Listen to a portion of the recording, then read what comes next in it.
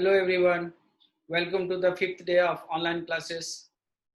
Hopefully you will have gone through the videos which I provided you during 4 days of my teaching on the topic data file handling.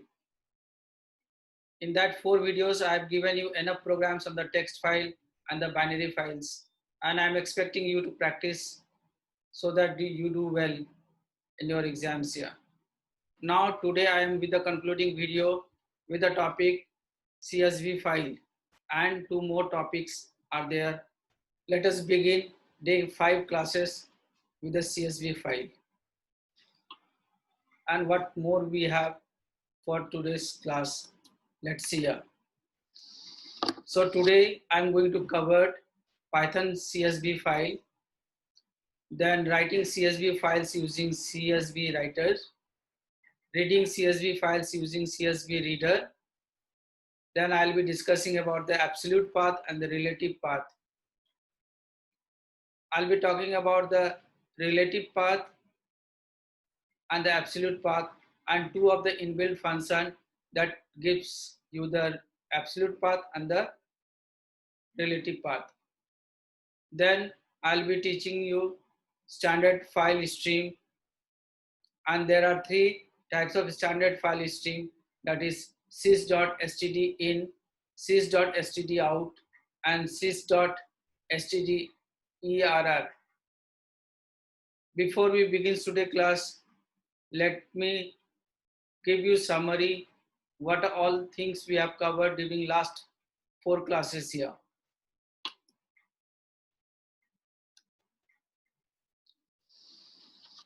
So on the day 1, I've given you the text file and the binary files definitions. Along with that one, I've discussed you regarding the differences between these 2 files.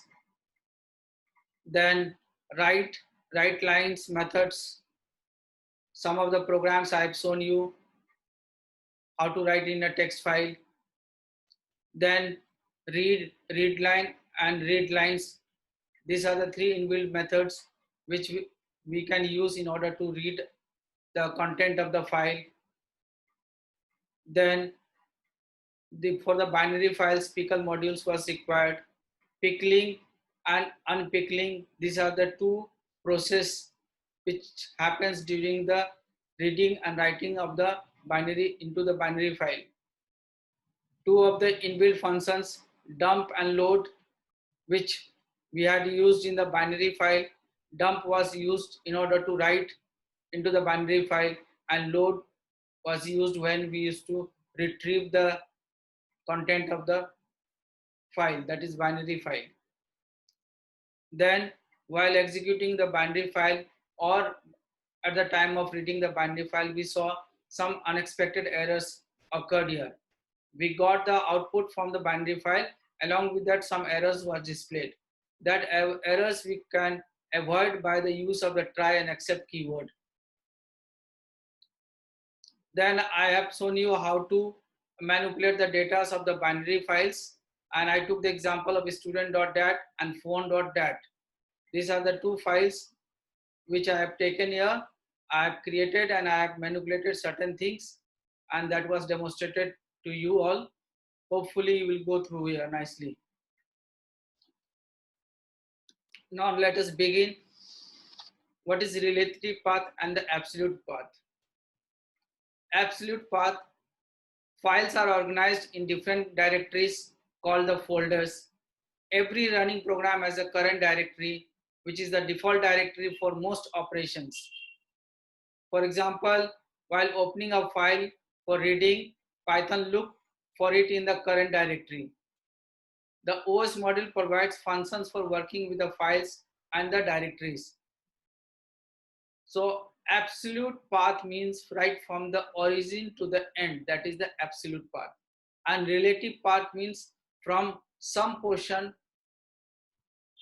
from the path to the end of the path here. So there is an inbuilt function called getCwd, returns the name of the current directory. Here I am showing you a small program through which you can get the absolute path of the file here. Import os cwd equals to os dot get cwd and print cwd. Let me explain you these words. Import os, import is a keyword that will bring the module os, and with the help of os dot get cwd, this will return me the absolute path,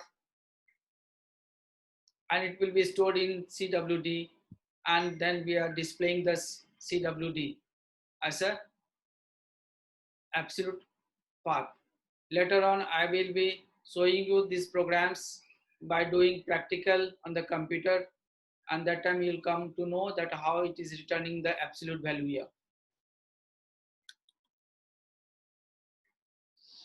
Now let us know more things about the relative files and the absolute files here. Files are always stored in the current folder directory by default. The OS operating system module of Python provides various methods to work with the file and the folder directories.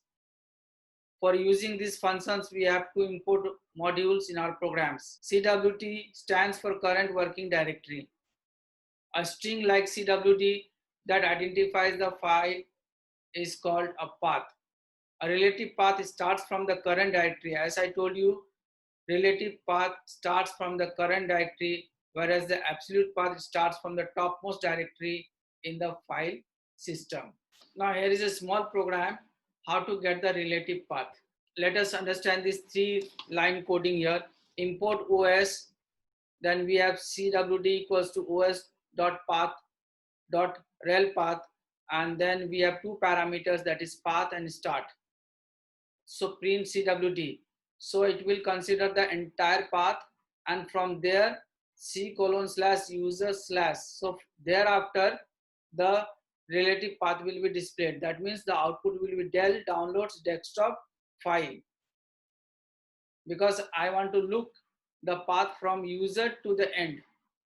So this is called relative. Relative means when you are comparing with some other quantity, that is called the relative. Now move on to the standard file stream. Now move on. Now let us move to the topic standard file stream. We use file objects to work with data files. Similarly, input-output devices is also performed using standard input-output stream object.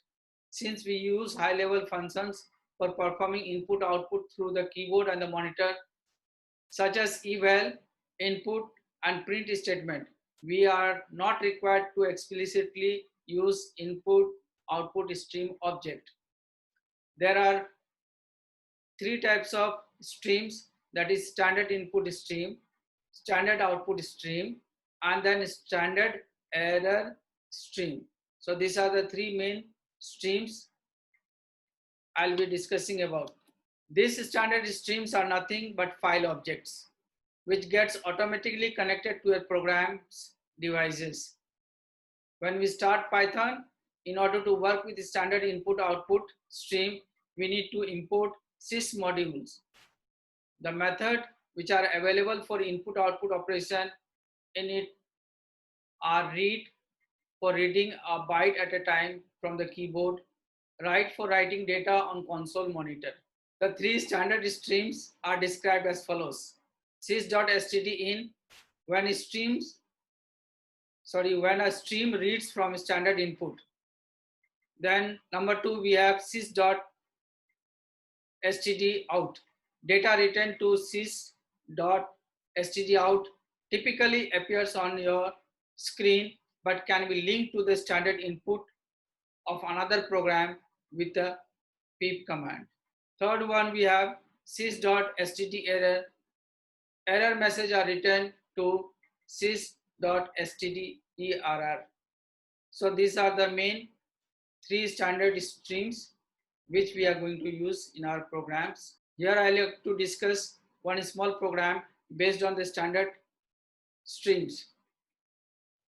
I'm trying to open a quotes.txt in the read mode. Then line 1 equals to f.readline. So the first line from the file will be read out and it will be stored in the line 1 variable. Then again I have called f dot read line.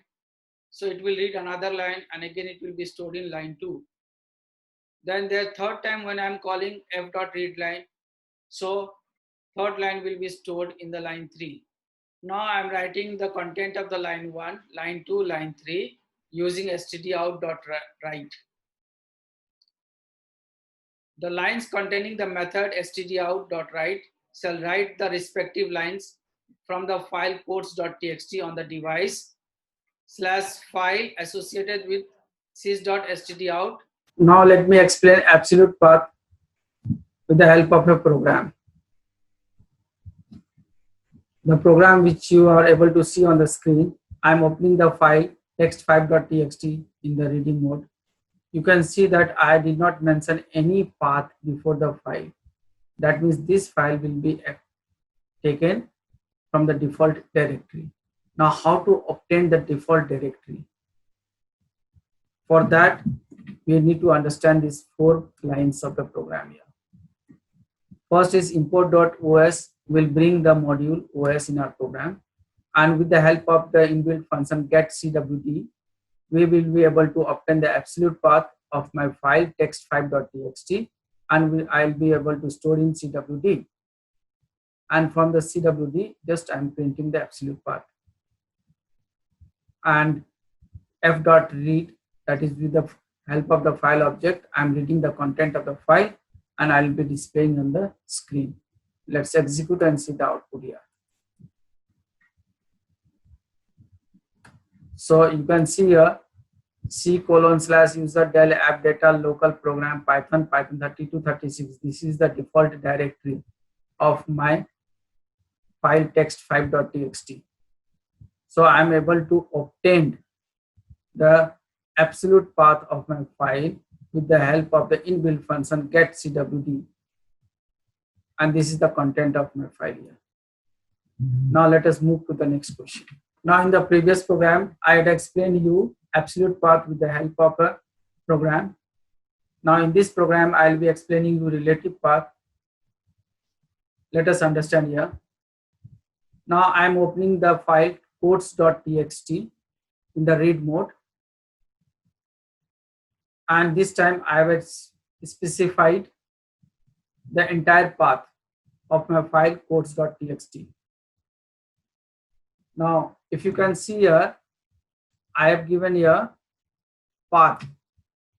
Path is a variable where I am storing the entire path of my file here.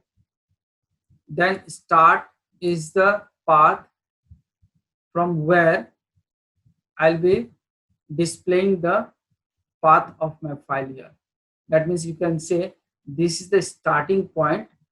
After that, I will be displaying the path from user to the location of the file. So that address will be called a relative. That means from C:/user/ from that point until the location of the file, the path which I'll get, that will be called a relative path. And data f.read will read the file and will display the content, close the file, and just see how I am obtaining the relative path here. For that, this is something new command for you all. os.path.rel path. So this is a inbuilt function rel path, and then we have 2 parameters. One is for the entire path and the second one is the from the starting point. And print CWD, the relative path which is stored in CWD variable will be displayed here. Let us execute here and see the output here. Now if you can see here, this is the content of the file. Hard work beats talent, your smile is your logo, smile increases your face value, happiness is the best makeup, a beautiful day begins with a beautiful mindset. So these are the very beautiful quotes. Now you see a /user del downloads desktop file codes.txt. This path which is displayed and which I have highlighted is a relative path. Why it is a relative path? Because I am not displaying from the source. I am displaying from the starting point. Starting point, if you remember, I took here C:/user/. So from there onwards till the end of the file or till the location of the file here, this is my path. So this will be called a relative path. Now let us execute again in another format and see the result here. Now this time I will not mention the start here. So in that case, what will happen here? This will show me the path dot dot dot dot dot dot dot. That means from somewhere starting I have not mentioned, that is why it is given dot dot dot, then downloads desktop files codes.txt. So this path is the relative path. This path is the relative path of my file codes.txt. I hope this absolute path and relative path is clear to you. Now let us move to the next question. Import CSV with open. I am opening the file exam.csv in the write mode here with the file object file. Writer equals to csv.writer file. So this will allow me to write into the file exam.csv. Writer.write row. This will create a first row with the columns registration number, name, stream, and result. Then writer.write row 123 Priya Commerce Pass. So these values will go in the same column, corresponding column. That is, registration number will have 123, name will have Priya, stream will have commerce, result will have pass. Again, writer row 145 will go in the same column. That is the registration number. S Chand will go in the column name, and science will go in the column stream, and fail will go in the column result. Again, writer.write row 146 will go in the column registration number. P Gopala will go in the column name, and science will go in the column stream, and pass will go in the column result. So this is how we can make use of the list in order to write in a CSV file, that is exam.csv. Now let us move to the next question, where I will be showing you how to read the content of the CSV files. Now let me take the example how to read the content of a CSV file. For that, very small code is written. Let's understand this program. Import CSV, that module has to be imported in order to read or write CSV file. With open, so I am opening the file which I had created, exam.csv, in the read mode, and with the file object file. Now csv.reader will allow me to read the content of the file. So with the help of the file object and csv.reader, I am able to read the content of the CSV file. After that, I am using the for loop in order to read the content of the file row wise and display only first value and the second value from each row. Let's execute and see the output here. Now let me execute the program and see the content of the first column and the second column here. See, I am getting the content of the first column and the second column only because I had printed row 0, row 1. So these are the contents of the first column and these are the contents of the second column here. Now let us execute this program and see what is the content of the file here. Okay, so these data are written in a file, CSV file, and let us see and verify whether this file is created or not and where it has been created here. So my folder which I specified in order to store this file was file. So can you see exam.csv? So let us open this file and see the result here. Wow. Let's see here. It's the same first column, second column, third column, fourth column, and the results are stored in the Excel sheet here. So easily through the program, we are providing the values and we are able to store in a CSV file. Before I conclude my lecture on the topic data file handling in Python, which I was giving you for last 5 days through 5 videos, and I had provided you the worksheets. I request you all go through the worksheets, do it, and please practice the programs which I have provided through you all through the videos that will help you to complete your syllabus and to progress with your syllabus here. Thank you. Take care. Bye bye. Stay blessed and healthy.